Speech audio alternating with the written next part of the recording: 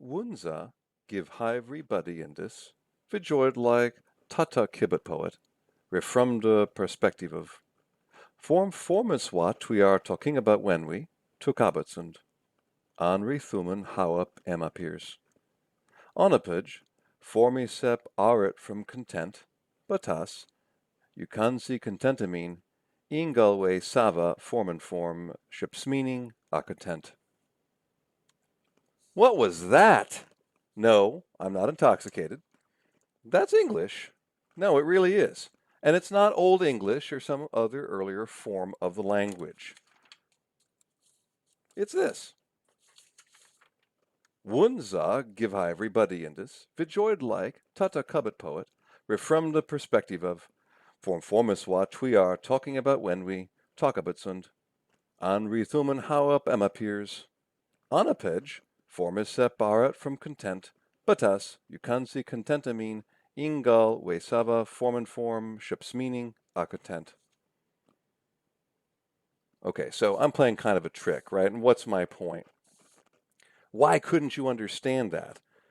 Well, you couldn't understand that because I screwed around with the sound and rhythm of English. Now, I still pronounced all the syllables and mostly all the sounds as best as I could. But obviously you couldn't understand that, and it didn't really make sense until you read the thing when I was giving my disjointed pronunciation. But my point here is that sound and rhythm are necessary to language, just like sound and rhythm are necessary to music. That means the reason you can understand what I'm saying right now, or that you can understand anything in any language that you know how to speak and listen to, is because it follows a certain set of rules and expectations when it comes to the sounds that are made and the rhythms of those sounds. Without sound and rhythm in that sense, we really have no language. And something is very similar of music, right? Music is sound and rhythm, boiled down to its essentials, right? Language doesn't have meaning without patterns of sound and rhythm that make it intelligible. Well, you might be thinking, well, that makes sense, but how does this help us with poetry? Well, it does in the following ways. It's a good background to understand what I'd like to cover in this lecture. And in this lecture, I'd like to use some examples to give us an introduction to how poets use sound and rhythm to help make meaning in their poetry. So we need to note that poetry takes advantage of the sounds and rhythm of language to create its music. So I'm going to give you some examples of that, and you just have to experience them as we go through this lecture. Poets are attentive to how language sounds and feels, and meaning in a poem is produced and enhanced by features of sound and rhythm. Poets, probably more than most people, are attuned to the sounds of language and to the rhythms of language. Different patterns and combinations of sound and rhythm create different experiences and feelings. Just like in music, different combinations of tone and rhythm create different moods and different feelings from those experiencing the music.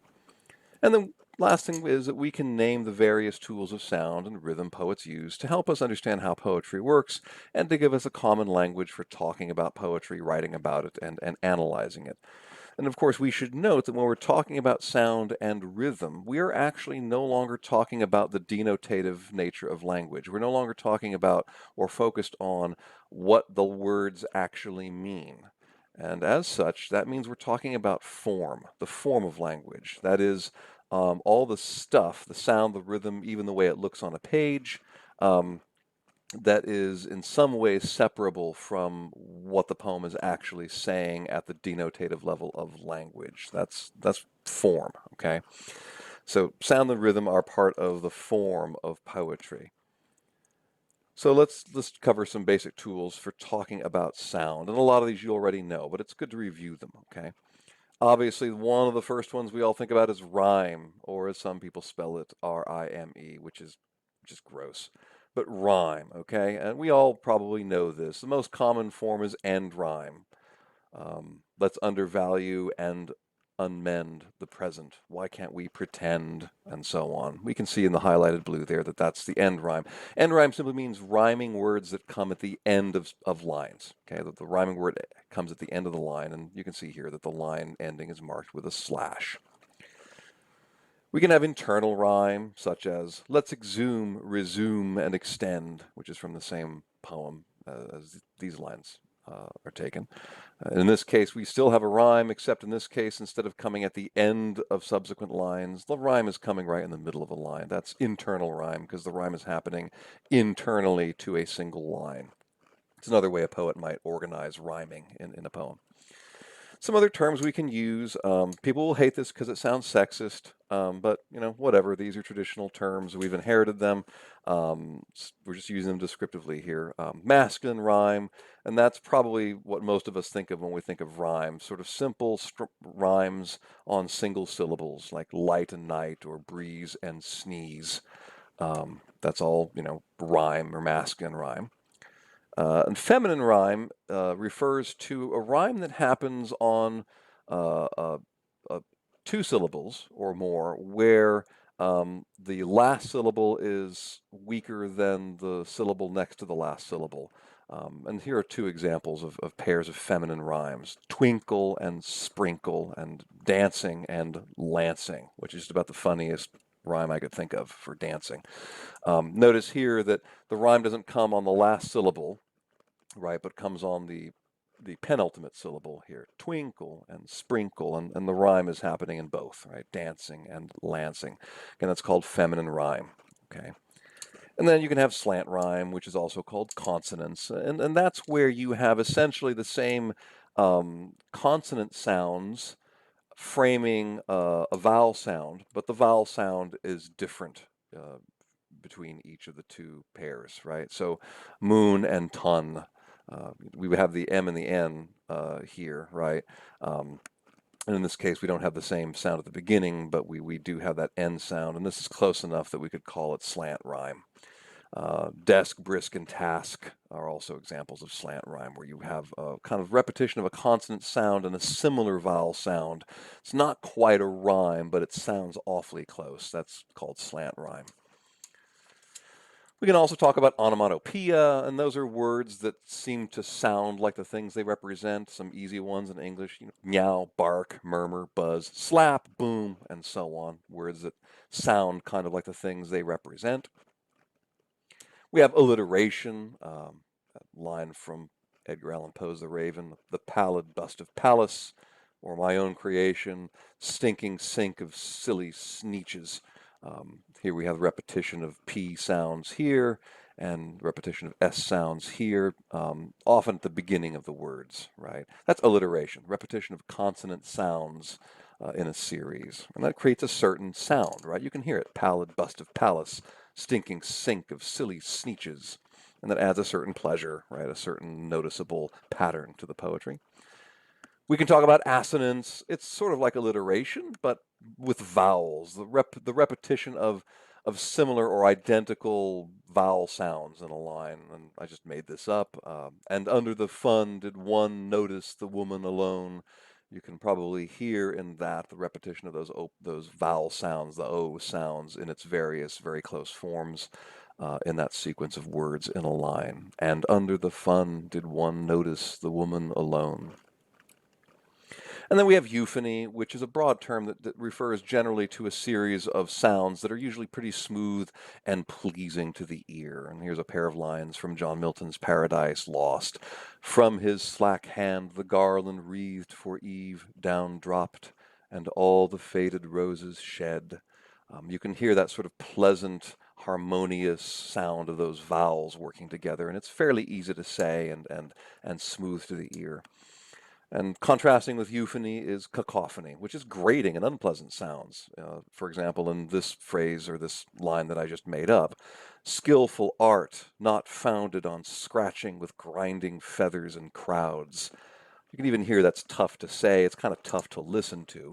It's kind of unpleasant, but in its unpleasantness, it's kind of got sort of a playful pleasance to it. So that's cacophony, noise, if you would like to think of it that way.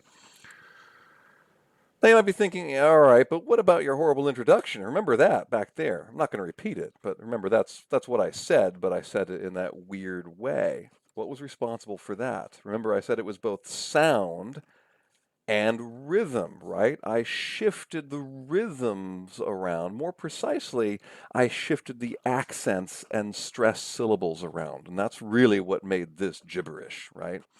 Um, so let me back up and let's talk about feeling the rhythm and let's talk about syllables and accents. How do you say that word? Aha, trick question. There are two ways you can say that word. You can say record or record. Notice they're spelled exactly the same way, but in one case, record, the accent, the stress, the more pronounced syllable is the second one. Record this lecture. When you say record, that's the noun, like you need a record of this conversation. The accent comes on the first syllable right here. So the shift of stress, the shift of the stress syllable actually changes that word. Here's another word that's like that, or a pair of words that's like that: harass and harassment. Um, a long time ago, back in the 90s, there was this wonderful hoopla that went on in the public discourse about whether that's harass and harassment or harass and harassment. Presumably you can say either way, but I think in contemporary spoken American English, it's harass and harassment. How about this word? Rodeo. Rodeo. But what if you say that? Well, some people would say rodeo drive. Let's see the stress shifts there. So I'm just trying to show you that when we shift stresses around, there are some words in English where when the stress shifts, the accent shifts, it actually kind of changes the meaning. But the vast majority of words in English are not like that. And I present just a random assortment here just to show you, to get you starting to listen to where does the stress fall in these natural English words. Presentation, twinkle, computer, keyboard, friendship, cocktail. Notice, unlike these other words, these words in this list, you can't shift the accents around, the stressed syllables around, without creating gibberish, right? And that's exactly what I did in my little introduction, is I just randomly shifted these stresses around to make it total gobbledygook, right? Still English, but English without a dance rhythm. So presentation, the stress syllable is here. Presentation. We don't say presentation. We don't say presentation, right? Twinkle. The stress is here on the first syllable. Twinkle. We don't say twinkle. We don't say computer. We don't say computer. We say computer with the stress here, and so on, right? It's keyboard and friendship and cocktail. And these three, the accented or stressed syllables, are the first: keyboard, friendship, and cocktail. And you can hear it in names too. William Wordsworth, William Wordsworth. Or Emily Dickinson, Emily Dickinson. Stresses on the first syllables, I think, in both of those cases, right? William Wordsworth and Emily Dickinson, although you'll notice that Emily Dickinson has more syllables in it than William Wordsworth. You might think about your name. How many syllables does your name have, and where do the stresses, the accented syllables, fall, right? So what's my point here? Words have natural accents and stresses, as I cutesy-wootsily demonstrate that to you right there. Words have natural accents and stresses. And poets know this, and they organize these natural accents and stresses into larger rhythms. And those rhythms can be regular or irregular. Now, let's take a look at some more regular rhythms, okay? More regular rhythms. And just reading them probably will demonstrate what I want to demonstrate. Twinkle, twinkle, little star, how I wonder what you are.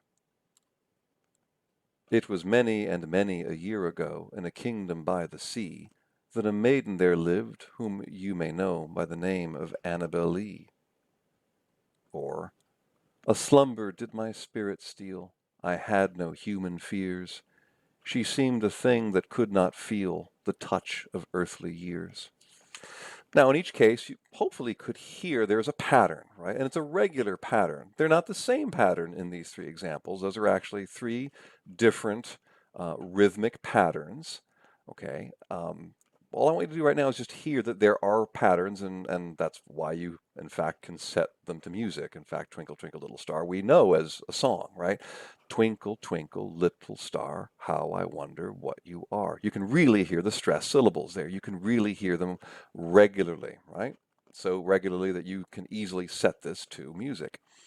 Even here you hear it. It was many and many a year ago, in a kingdom by the sea, that a maiden there lived whom you may know by the name of Annabel Lee, and so on, right? You can hopefully hear that very regular rhythmic pattern. I'm not going to talk about what you call that right now, but I just want you to notice it.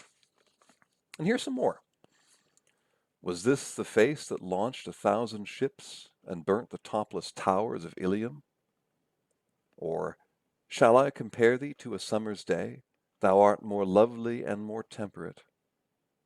Or, the buzzsaw snarled and rattled in the yard, and made dust and dropped stove-length sticks of wood. Or, you gave me whiskey when I asked for beer. Or, go take your things and leave my house, you jerk. Or, they stumbled in the alley, their vomit so thick inside the shoes, they couldn't think.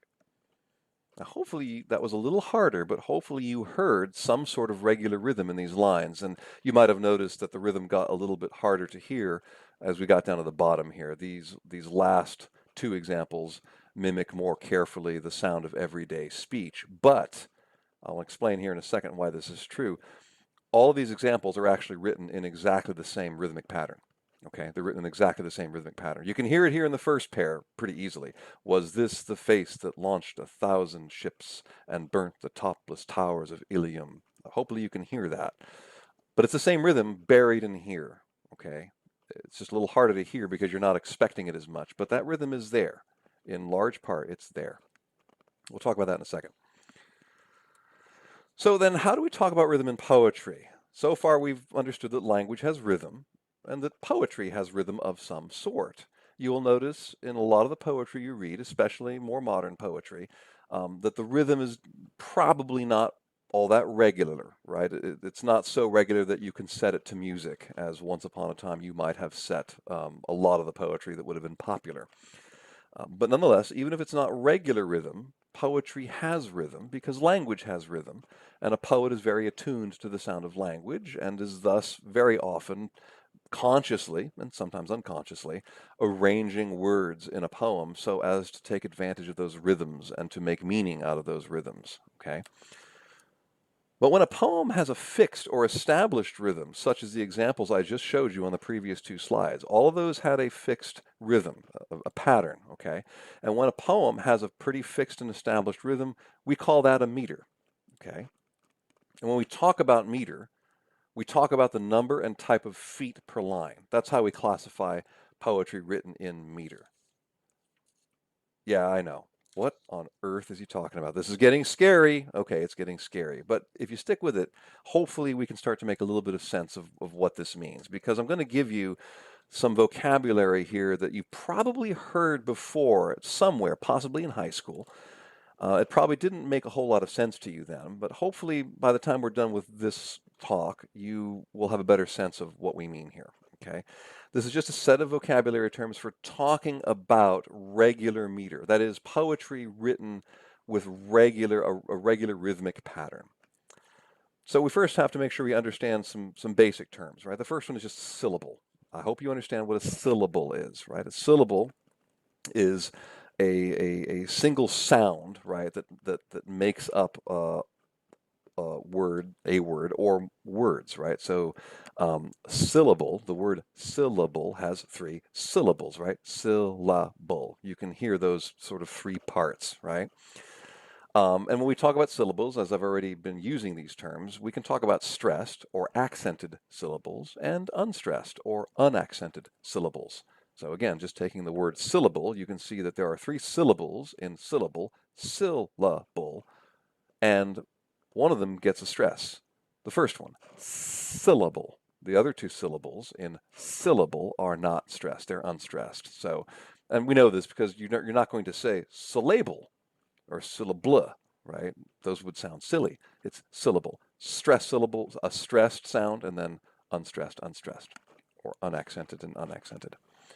Okay, in a poem with regular rhythm, we can often organize the lines by seeing pairs or trios of syllables. That is units of syllables, right? Pairs or trios, that is 3 syllables. In English, it's quite often pairs of syllables. And when we can do that, when we can identify regular sets of stressed and unstressed syllables in some combination in pairs or threes, we call each of those groups a foot, right? They're called foot or feet, right? It's just a term we use. And in English, there are a few common types of feet, and these feet, they're 2-syllabic feet. That is, each of these types of foot has 2 syllables, okay? And there are lots of names for different sorts of these. I'm going to give us 3 very common syllables in English, and I'll give you the names for them, okay? They're just names, nothing to be scared of, but they're just names. Most common is the I am, the great I am, and it is a pair of syllables, a foot, where you have an unstressed syllable or an unaccented syllable followed by a stressed one or accented one. And it goes da-da, right? Disgrace is an example word that fits that pattern. Disgrace. Not disgrace, but disgrace. Da-da. Disgrace. That's an I am, right? We can say that disgrace is iambic because it follows this pattern of the I am. You can have the trochee, which is the reverse of the I am. It's a 2-syllable foot, as you see here, where the stress falls, the accent falls on the first syllable. Data, data, right? Keyboard, cocktail, all right? So that's a trochee, kind of the reverse of the I am. And then another one is the spondee, and that's a pair of syllables making up a foot where they are both basically equally stressed. Back room is probably a decent example of that. It seems to be hard to say back room with accenting one word over the other more than the other. We probably don't say back room or back room. It's go to the back room, right? Back room. So I am, trochee, spondee. There are 3-syllable feet as well. They are rarer in English, okay? But just to know two of them. There's the anapest. That's a trisyllabic foot. That is a foot made up of 3 syllables where you have the stress syllable at the very end. Da da da. It was many and many a year ago in a kingdom by the sea. Hopefully you can hear that anapestic. There's that adjective, right? The anapestic rhythm here. And it sounds different, right, from these words in terms of the way that they're arranged. It was many and many a year ago in a kingdom by the sea. You can really hear that rolling anapest. And then there's the dactyl, which is kind of the reverse of the anapest. It's da da da. Pussycat, pussycat, where have you been? And that sounds similar to the anapestic line, but I don't know, it's a little punchier, right? Again, notice in most of the poetry you will often deal with, we deal more with disyllabic feet, with these sorts of feet rather than these, but just know that there are lots of different names, and I'm just giving you the common, there are lots of different types of feet and lots of different names for them. But for our purposes, I just want to introduce you to some of the more common. Okay, so we know how to talk about the kinds of feet we might find in a line of poetry that has meter. We also have to talk about how many feet each line has, okay? And we give words for that as well, okay? When you ask how many feet in a line, right? When you try to identify how many feet in a line, if there is one of a particular kind of foot per line, right? So if we figured out that the poem in front of us is written mainly in trochees, right? Let's say data, right? And there's only one per line. We would probably say that's manometer, right? Manometer, manometer, right? 1 foot per line. If there are 2 feet per line, it's a dimeter, dimeter, dimeter. 3 feet per line, trimeter, trimeter, right? Trimeter. And 4 is tetrameter, 5 is pentameter, 6 is hexameter, and there are 7 and 8. You can look those up, but these are the most common we're going to deal with. And right now, you're probably saying, holy cow, something sounds familiar. You said some pentameter, pentameter. You might have heard that word before. So let's circle back to a couple of my poetic examples from previous slides. Was this the face that launched 1,000 ships and burnt the topless towers of Ilium? Aha, let's look at this now. We have a pair of lines. They have a regular meter. These red vertical lines are cutting the lines up into feet. Take a look if you can figure out what type of foot this is written in. You can pause it and take a guess. If you guessed iambic feet, you are correct. This fits perfectly. Pairs of syllables, 2 syllables, notice, and the stressed syllable is the second one, the right one, right? Was this the face that launched 1,000 ships and burnt the topless towers of Ilium? This is very regular, okay? Marlowe, the poet who wrote these lines, is not playing around with them. He's not making variations. These are very regular iambic pentameter lines. Iambic because the main foot being used is the iamb, so iambic.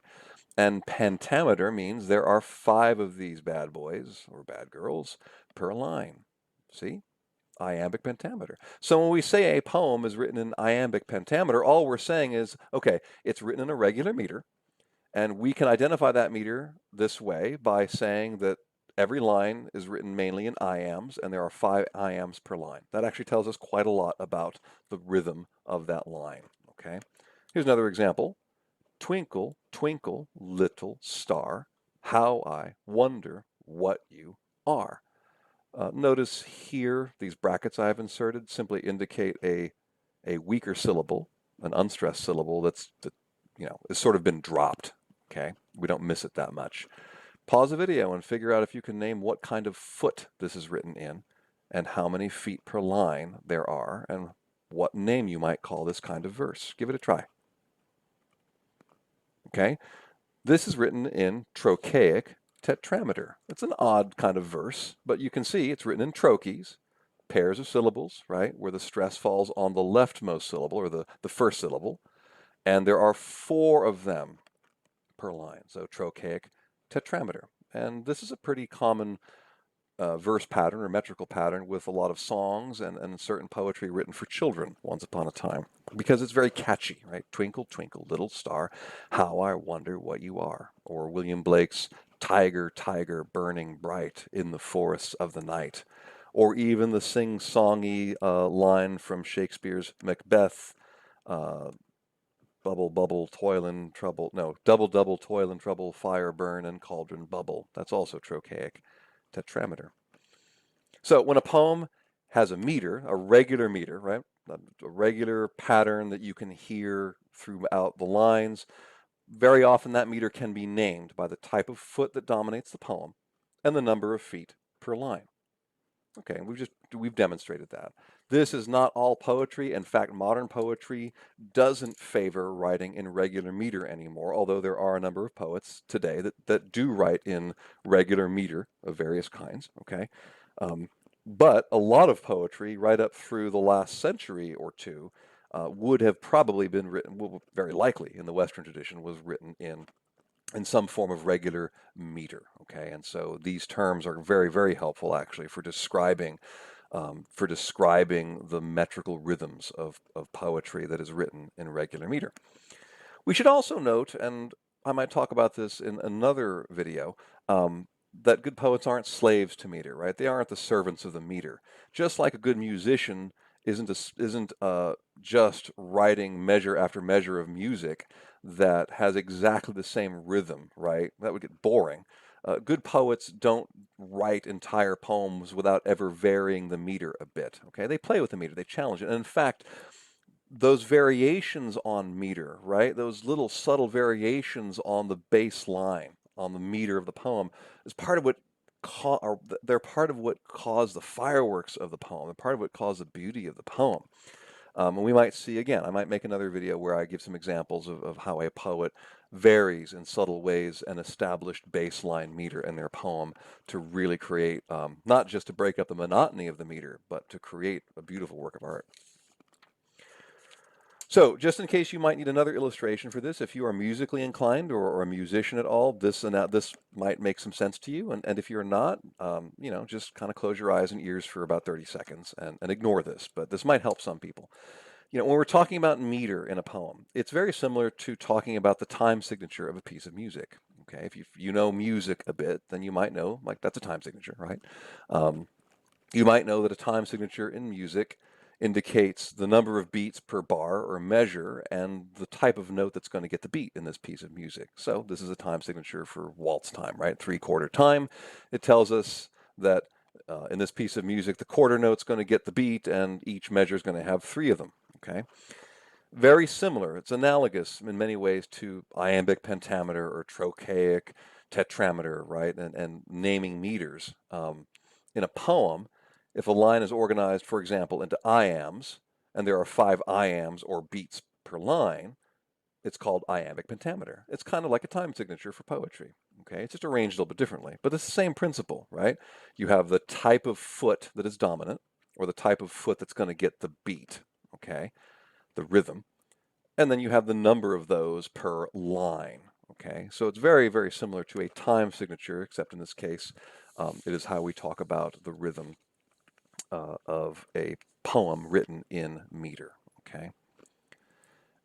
In sum, just to recap for us, sound and rhythm are natural and necessary parts of language and music, for that matter, right? So we start with that. Sound and rhythm are natural and necessary for language to make sense. And sound and rhythm are part of a poem's form, just like the way a poem looks is part of its form. You will probably come across poems. Well, let me back up. When you look at a poem on the page, one of the things that tells you it's a poem is the fact that it looks different, right? It's not organized, from the one margin to the other. It's written in lines. It's lineated in a certain way, right? So that's the way a poem looks on the page is also part of its form. And sound and rhythm are part of a poem's form. And form is separate from content. We can separate it from content, at least in the abstract. But we should also note that form shapes and adds to meaning and underlines meaning. Just like in a great song, the lyrics have meaning, of course, but the rhythms and sounds of that music enhance and underline and punctuate that meaning. The form of the piece of music shapes and contributes to the meaning of the piece of music. And in poetry, it's exactly the same thing. The sound and the rhythm and even the way it looks on the page, the form of the poem shapes and underlines the content, the meaning of the poem. We should note, again, in closing, that poets play with sound and rhythm to make meaning and to create beauty. I never want to lose sight of that we should be thinking about what is beautiful when we're talking about poetry. Remember that we can use a specific vocabulary to describe what's going on with a poem's sound and rhythm. And so those highfalutin terms I introduced you to in this lecture, let's try and not be scared of them. They are just their vocabulary we use to describe actual features of certain sorts of poems, and they can be incredibly useful to think about and analyze and converse about poetry.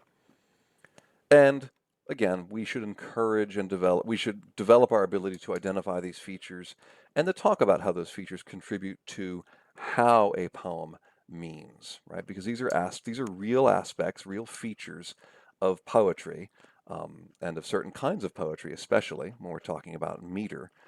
And it's important to know how to talk about them. And it takes experience to get really acquainted with them, and it also takes experience to learn how to hear rhythm in poetry, and to hear and appreciate sound in poetry as well. So thanks for watching, and happy reading.